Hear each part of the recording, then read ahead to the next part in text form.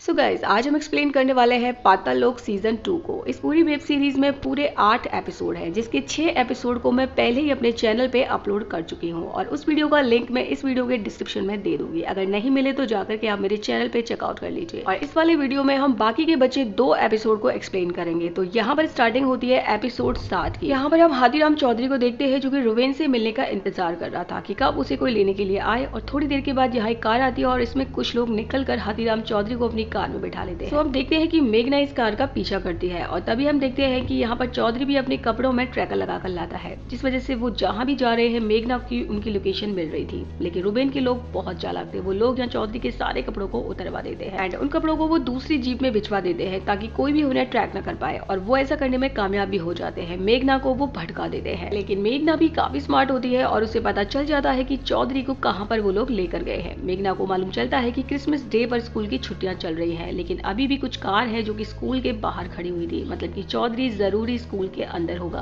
Then यहाँ पर थॉम का बॉडीगार्ड भी आ जाता है जिसका नाम डैनियल होता है। और उसके बाद हम देखते हैं कि हाथीराम चौधरी और रुबेन आपस में बात करते हैं। चौधरी रुबेन से कहता है कि जितनी तुझे मेरी जरूरत है उतनी ही मुझे तेरी जरूरत है। और रुबेन और चौधरी अकेले इस कमरे में बात कर रहे होते हैं। दूसरी तरफ हम उसी बॉडीगार्ड को देखते हैं जो कि स्नाइपर होता है और वो यहाँ पर निशाना बनाने की कोशिश कर रहा था, लेकिन अच्छे से निशाना नहीं बनने की वजह से वो होल्ड पर था। देन चौधरी रुबेन से कहता है कि अगर मुझे कुछ भी नहीं बताएगा तो फिर भी मुझे तेरी सारी कुंडली के बारे में मालूम है। मैं तेरे सारे फैमिली बैकग्राउंड के बारे में जानता हूँ और मुझे बहुत सारी चीजों के बारे में पता है। देन चौधरी यहाँ पर रुबेन से कहता है कि तुझे नहीं पता, लेकिन तेरी एक बहन भी थी जिसका नाम रिचेल था। उसने 10 साल पहले सुसाइड कर लिया था और वो रोज की फ्रेंड थी। तेरी माँ हर महीने 1 लाख रुपए रोज के लिए भेजा करती थी और ये कौन सी बात हो सकती है, आगे तू ही सोच। देन चौधरी उसे बताता है कि तेरी बहन को पता चल गया था कि उसका पिता उसी की फ्रेंड रोज के साथ कनेक्शन में है, यानी कि तेरे पिता का चक्कर रोज के साथ चल रहा होता है। चौधरी कहता है और तेरी बहन को ये भी पता चल गया था कि रोज किसी और की नहीं बल्कि थॉम की बेटी है, यानी कि तेरे बाप की बेटी है। मतलब सीधा है कि वो अपनी बेटी के साथ ही दुष्कर्म किया करता था और ये बात तेरी बहन को पता चल गई थी और इसीलिए उसने खुद की जान ले ली। और तेरी माँ जो है वो रोज को इसीलिए पैसे दिया करती थी। धनुष के बाद रुबेन चौधरी को बताता है कि थॉम जो है वो समिट में शामिल होना नहीं चाहते थे, लेकिन रेडी की वजह से उन्हें समिट में शामिल होना पड़ा। और इससे पहले कि रुबेन कुछ और बता पाता, वो स्नाइपर ने यहाँ रुबेन को शूट कर दिया था और जिस वजह से रुबेन की यहीं पर मौत हो जाती है। और अब यहाँ बाकी सभी लोगों को लग रहा था कि रुबेन को चौधरी ने ही मारा है और इसीलिए वो लोग उसे मारने लगते हैं। लेकिन यहाँ पर बैकअप के साथ रूम में मेघना आ जाती है और वो उसका पूरा साथ देती है, जिस वजह से वो लोग रुबेन के सारे लोगों को मार गिराते हैं। जिसके बाद में ये बात पूरे पब्लिक में फैल चुकी थी कि रुबेन को मार गिराया गया है और वो भी पुलिस की शूट आउट में।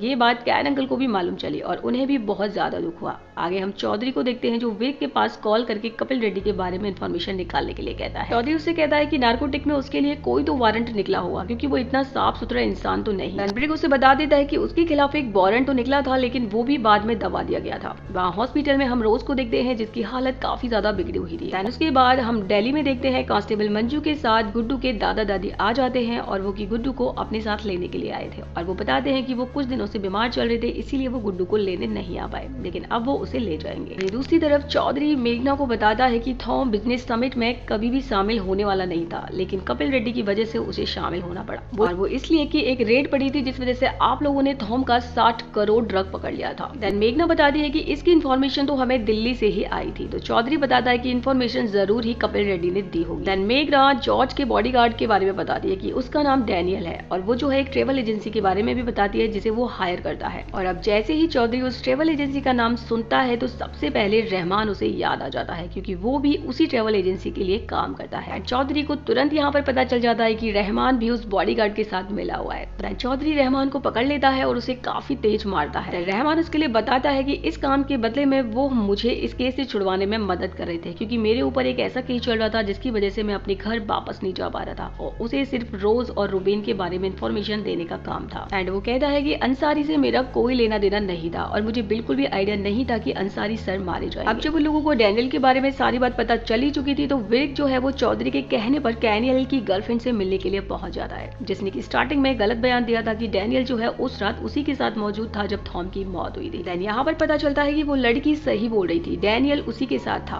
वो साथ तो जरूर था, लेकिन वो सारी रात नहीं था, बल्कि लगभग 11 से 12 बजे तक था। अब यहाँ पर चौधरी को ये बात तो पता चल चुकी थी कि डैनियल ने ही थॉम को मारा है, लेकिन ये काम उससे करवाया किसने, ये सारी इन्फॉर्मेशन वो निकालने लगता है। एंड धीरे धीरे सारी इन्फॉर्मेशन उसके पास आने लगती है। उसे मालूम चल गया था कि नागालैंड का एक रिवेल है और धीरे धीरे जाकर मालूम चला कि दरअसल में अंकल केन ने ही यहाँ डैनियल को तैयार किया था। एंड अब चौधरी को सारी बातें समझ में आ चुकी थी और इसीलिए वो मेघना को कॉल करता है। लेकिन यहाँ हम देखते हैं कि डैनियल मेघना के साथ है और उसने मेघना को गन पॉइंट पर ले रखा है। डैनियल के कहने पर मेघना चौधरी को वहां पर बुला लेती है और जैसे ही वो उसके बारे में बताने वाली होती है कि यहाँ पर डैनियल है, तभी वो मेघना को शूट कर देता है और वहीं पर मेघना की मौत हो जाती है। और अभी सीरीज के लास्ट एंड फाइनल एपिसोड की स्टार्टिंग होती है, जहाँ पर एक फ्लैशबैक दिखाया जाता है जो कि रोज ने बहुत ज्यादा शराब पी हुई थी और वो बहुत ज्यादा नशे में थी और वो ठीक से चल भी नहीं पा रही। उसके बाद हम एक गैराज को देखते हैं जहाँ पर रघु काम किया करता था। यहाँ एक कार रुकी और वो कार में से कुछ लोग हैं जो यहाँ रोज का फायदा उठाना चाहते थे, लेकिन वहां पहुंचकर रघु ने उसकी मदद की। और दूसरी तरफ हम देखते हैं कि समिट जो है वो पूरी तरीके से कंप्लीट हो चुका है और नागालैंड के लोग बहुत ज्यादा खुश थे, क्योंकि जो समिट हुआ है उस वजह से नागालैंड में शांति आएगी और वहाँ के डेवलपमेंट में बहुत ज्यादा फायदा मिलेगा। तो डैनियल ने चौधरी को उस जगह पर बुला लिया। जैसे ही वो वहाँ पर पहुंचा तो चौधरी के ऊपर वो फायर करना स्टार्ट कर देता है। लेकिन चौधरी भी यहाँ पर बहुत ज्यादा स्मार्ट होता है। वो पहले से ही तैयार होकर आया था और उसका पीछा करते करते उस होटल में पहुंच गया जहाँ पर की उसकी मुलाकात दे से होती है। एंड उसके बाद हमें यहाँ पर इन दोनों के बीच में काफी अच्छी फाइट देखने को मिलती है। फाइनली यहाँ पर लड़ते लड़ाते हुए चौधरी डैनियल को मार देता है। एंड उसके बाद इसाक चौधरी से कह रहा था कि ये बहुत अच्छा हुआ कि नागालैंड की समिट बहुत अच्छे से सक्सेसफुल हो गई और हमारे लोग बहुत ज्यादा खुश हैं। लेकिन चौधरी यहाँ पर इशाक से कहता है कि मुझे अंकल कैन से मिलना है, मुझे बस उनसे ही काम है, इसके बाद वो वापस चला जाएगा। तो चौधरी यहाँ अंकल कैन से मिलता है और अंकल कैन कहते हैं कि मुझे बहुत अच्छे से मालूम था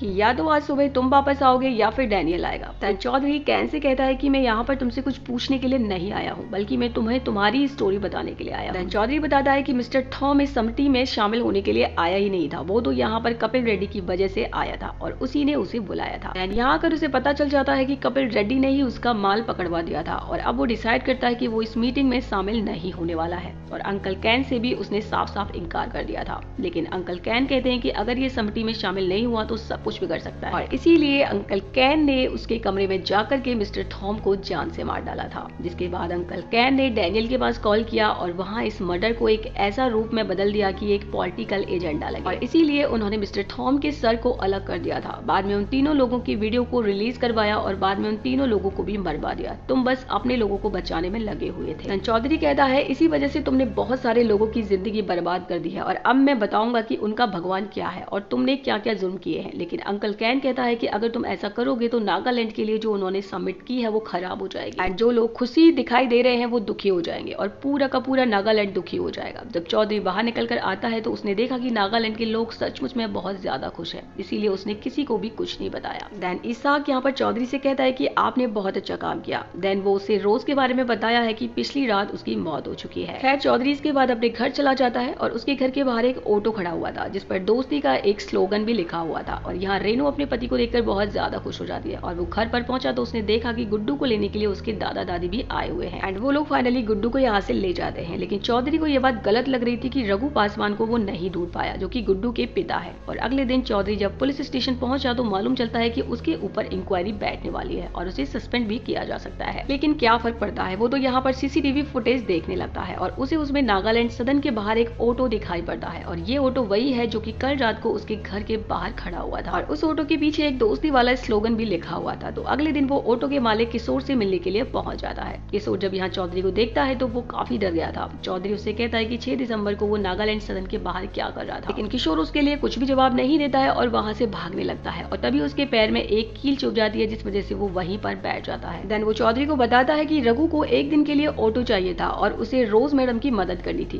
क्योंकि वो बहुत ज्यादा प्रॉब्लम में थी। बदले में उसे 1 लाख रुपए मिलने वाले थे, लेकिन वो हमें पैसा नहीं दे रहा था जिस वजह से हमारे बीच में थोड़ी सी खटास पैदा हो गई और मैंने काफी ज्यादा शराब पी हुई थी और मैं यहाँ पर उससे पैसे मांगने के लिए गया था, लेकिन रघु उसे पैसा नहीं दे रहा था जिस वजह से उनके बीच झगड़ा हो गया और मेरे साथ वाले दोस्त अज्जू ने उसे मारकर उसकी जान ले ली। देन उसके बाद वो चौधरी को उसी जगह पर ले जाता है जहाँ पर लोगों ने रघु की डेड बॉडी को दफनाया था। उसके बाद रघु की डेड बॉडी मिल जाती है और चौधरी उसे बताता है कि रघु के पास पैसे थे ही नहीं बल्कि उसको मिलने वाले थे। उसके बाद हम चौधरी को देखते हैं जो कि ब्रक से कहता है कि मेरा हो गया यार, अब मैं इस जॉब को छोड़ने वाला हूँ। ब्रक कहता है कि तू पहले भी एक कमाल का ऑफिसर था, बस मुझे सिस्टम से खेलना आता है। वो कहता है कि अगर एक बोट में छेद हो तो तू पूरी की पूरी बोट को बचाने की कोशिश करता है, लेकिन मैं सिर्फ अपने बारे में सोचता हूँ, इसलिए मैं इस डिपार्टमेंट में टिका हुआ हूँ। और अब वो दोनों आइसक्रीम खाने लगते हैं एंड जो ब्रक पैसा देता है तो वो नोट फटा हुआ था और उस फटे हुए नोट को देखकर चौधरी को कुछ याद आता है और वो तुरंत ही मिस्टर थॉम के कुछ एविडेंस को छेड़ने लगता है और उनमें से एक 500 के हवाले के नोट को निकाल लेता है। बाद में वो अपने साले जीतू के साथ देसाई के पास जाता है और वो उसे हवाले का नोट देता है और उससे पूछता है कि आखिर ये कहाँ पर इशू हुआ था। एंड देसाई भी उसको बता देता है कि वो नोट कहाँ पर इशू हुआ था। तब पता मिलने के बाद चौधरी तुरंत ही वहां पर पहुंच जाता है, जहां उसे पता चलता है कि चौधरी को इस हवाले के नोट के बदले 1 करोड़ मिलने वाले थे, जो कि रोज ने ब्लैकमेल करके मिस्टर थॉम से मांगे थे। लेकिन यहाँ पर हाथीराम चौधरी तो करोड़ों रुपयों को नहीं लेता, बल्कि उनमें से सिर्फ 1 लाख को लेता है, क्योंकि रघु पासवान को सिर्फ 1 लाख ही मिलने वाले थे। इसलिए वो यहाँ से सिर्फ और सिर्फ 1 लाख ईमानदारी से लेता है और पुलिस स्टेशन पर पहुंच जाता है, जहाँ पर हम देखते हैं कि रघु पासवान की फैमिली घर वापस जा रही थी अपने गाँव के लिए, इसीलिए वो उन्हें पैसे देना चाहता था जो कि रघु पासवान के हिस्से के थे। देन वो गुड्डू को बाय बाय बोलकर यहाँ से वापस चला जाता है और आखिर हम देखते हैं कि हाथीराम चौधरी के फेस पर एक छोटी सी स्माइल आती है, जो कह रही थी कि उसने किसी के साथ भी बेईमानी नहीं होने दी। और इसी के साथ पाताल लोक वेब सीरीज का सीजन 2 यहीं पर खत्म हो जाता है। सो गाइस, ये वेब सीरीज बहुत ही ज्यादा कमाल की है। तो आपको ये वेब सीरीज कैसी लगी, आप मुझे कमेंट सेक्शन में जरूर बताएगा। मिलते हैं नई वीडियो में नई मूवी के साथ, तब तक के लिए बाय बाय।